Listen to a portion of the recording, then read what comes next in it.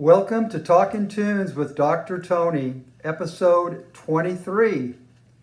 I hope everyone's doing well and enjoying the good weather we're having here in Georgia. It's been pretty low humidity and not too hot, so we're enjoying that. So I need to tell you that I'm a big fan of singing. I sang in the choir in high school. I've done karaoke, and also I sang with live bands. I could sing in tune, but that's about it. But I did enough singing to be able to appreciate people who could sing. So my next 6 videos are going to be dedicated to my 3 favorite female and 3 favorite male singers. I'll start out this episode with my favorite female vocalist. You'll probably be surprised. No, it's not Mariah Carey. It's not Taylor Swift. It's not Beyonce. It's not Christina Aguilera. And it's not Whitney Houston. Those folks are not even in my top 100, which will come as a shock to many of you. And it's also not Adele, Celine Dion, Kelly Clarkson, or Lady Gaga, although these vocalists would certainly be in my top 30. And it's not Karen Carpenter, Annie Lennox, Ann Wilson from Heart, or Barbra Streisand, although they would be in my top 10. You may be wondering about the criteria I use to make my selection. As is the case for any ranking system, there's a fair amount of subjectivity. First of all, I need to enjoy the type of music the vocalist sang. Right there, Mariah, Taylor, Beyonce, Christina, and Whitney are not even considered because I don't like the type of music that they sing. I also took into account the vocalist's personality, their phrasing, their versatility, their endurance in terms of being able to record over many, many decades, and also their listenability. I also was not swayed by the vocalist's physical appearance. After all, music is a sonic experience and really shouldn't have anything to do with what someone looks like. But unfortunately, that is the case for many vocalists, especially the ones that I excluded. I'm not a fan of histrionics or vocal gymnastics, which those on my excluded list are known for. Now that you have a good idea of my criteria, let's continue. Unbelievably, my top female vocalist was only ranked number 5 in the only ranked number 45 in the Rolling Stone Top 200. There goes their credibility. This flies in the face of this person being known as the First Lady of Song. So how could she only have been ranked at number 45? She also was referred to as the Queen of Jazz. I'm referring to no one other than Ella Fitzgerald.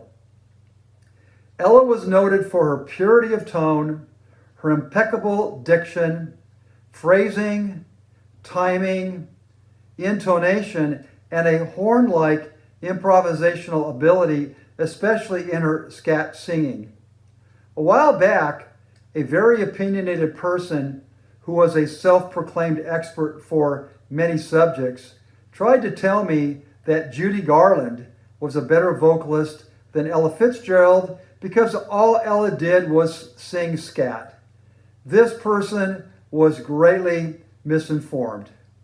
Perhaps you remember a classic commercial with Ella from 1971 where her voice broke a drinking glass, I think it may have been a wine glass, and the question was asked in the commercial, is it live or is it Memorex? So Ella's voice was pretty strong. Ella was the most popular female jazz singer in the United States for more than half a century. In her lifetime, she won 13 Grammy Awards, and sold over 40 million albums. She recorded over 200 albums and sang more than 2,000 songs. Her voice was flexible, wide-ranging, accurate, and ageless. She could sing sultry ballads, sweet jazz, and imitate every instrument in an orchestra. She worked with all the jazz greats, from Duke Ellington, Count Basie, and Nat King Cole, to Frank Sinatra, Dizzy Gillespie, and Benny Goodman. Or rather, some might say all the jazz greats had the pleasure of working with Ella. And I would be remiss if I didn't mention her collaborations with Louis Armstrong. She performed at top venues all over the world and packed them to the hilt. Her audiences were as diverse as her vocal range. They were rich and poor, made up of all races, all religions, and all nationalities. In fact, many of them had just one binding factor in common. They all loved her. Ella Jane Fitzgerald was born in Newport News, Virginia on April 25, 1917. In 1934, Ella's name was pulled in a weekly drawing at the Apollo Theater, and she won the opportunity to compete in amateur night. Ella went to the theater that night planning to dance, but when the frenzied Edwards sisters closed the main show, Ella changed her mind, as she believed her act would not compare. Once on stage, faced with boos and murmurs of, "What's she going to do?" from the rowdy crowd, a scared and disheveled Ella sang Hoagy Carmichael's Judy, a song she knew well. Ella quickly quieted the audience, and by the song's end, they were demanding an encore. Off stage, and away from people she knew well, Ella was shy and reserved.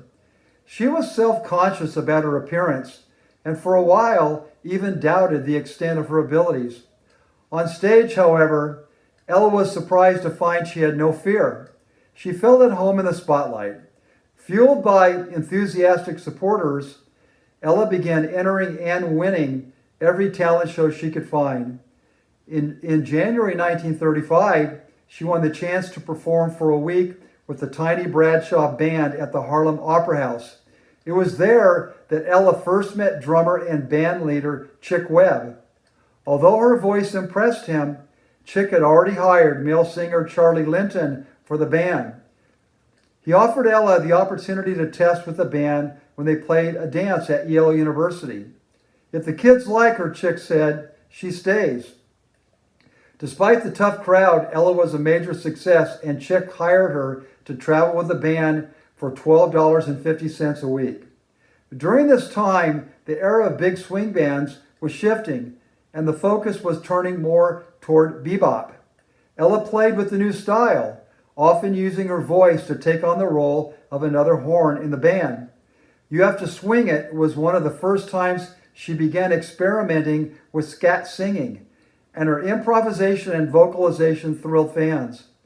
Throughout her career, Ella would master scat singing, turning it into an art form. In 1938, at the age of 21, Ella recorded a playful version of the nursery rhyme, "A Tisket, a Tasket." This song sold 1 million copies, hit #1, and stayed on the pop chart for 17 weeks. Suddenly, Ella Fitzgerald was famous. Later, she joined forces with producer and manager Norman Granz on the Jazz at the Philharmonic tour. Norman saw that Ella had what it took to be an international star, and he convinced Ella to sign with them. It was the beginning of a lifelong business relationship and friendship. Under Norman's management, Ella joined the Philharmonic tour, worked with Louis Armstrong on several albums, and began producing her famous songbook series. In 1955, Granz created Verve Records for Ella to expand her songs from bebop to other genres of music. Fitzgerald then published her first of great songbooks, Ella Fitzgerald Sings the Cole Porter Songbook, in 1956. She credited the book for helping her to break through with non-jazz audiences. From 1956 to 1964, she recorded covers of other musicians' albums, including those by Cole Porter, Duke Ellington, the Gershwins, Johnny Mercer, Irving Berlin, and Rodgers and Hart.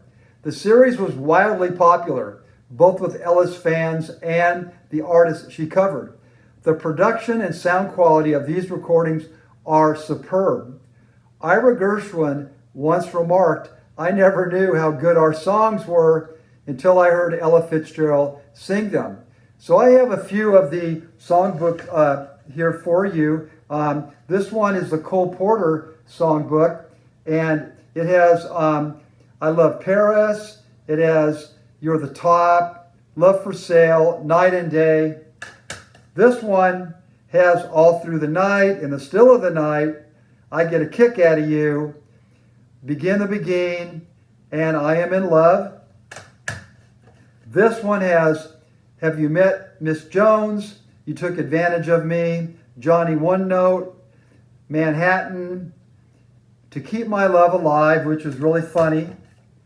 This one has Give It Back to the Indians, My Funny Valentine, Blue Moon, and Everything I Got. And then the Johnny Mercer songbook has Too Marvelous for Words, Day In, Day Out, and Laura.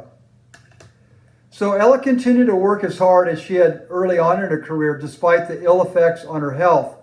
She toured all over the world, sometimes performing 2 shows a day in cities hundreds of miles apart. In 1974, Ella spent a legendary 2 weeks performing in New York with Frank Sinatra and Count Basie. Still going strong 5 years later, she was inducted into the Downbeat Magazine Hall of Fame and received the Kennedy Center honors for her continuing contributions to the arts. In September of 1986, Ella underwent quintuplet coronary bypass surgery. Doctors also replaced a valve in her heart and diagnosed her with diabetes, which they blamed for her failing eyesight. The press carried rumors that she would never be able to sing again, but Ella proved them wrong. Despite protests by family and friends, including Norman Granz, Ella returned to the stage and pushed on with an exhaustive schedule. In 1991, she gave her final concert at Carnegie Hall, the 26th time she performed there. As the effects for her diabetes worsened, 76-year-old Ella experienced severe circulatory problems and was forced to have both of her legs amputated below the knees. She never fully recovered from the surgery. On June 15, 1996, Ella Fitzgerald died in her home in Beverly Hills. So there you have it. Someone whose recording career spanned more than 50 years. I have more than 29 Ella Fitzgerald recordings in my library, all the 1950 songbooks, and a great recording from 1958 of Porgy and Bess with Louis Armstrong. If you want to start listening to Ella, I recommend any of the 8 songbooks from the 1950s. They're between 2 and 3 hours long, so they should keep you busy. I hope you enjoyed the video, and in 2 weeks, I'll let you know who my favorite male vocalist is.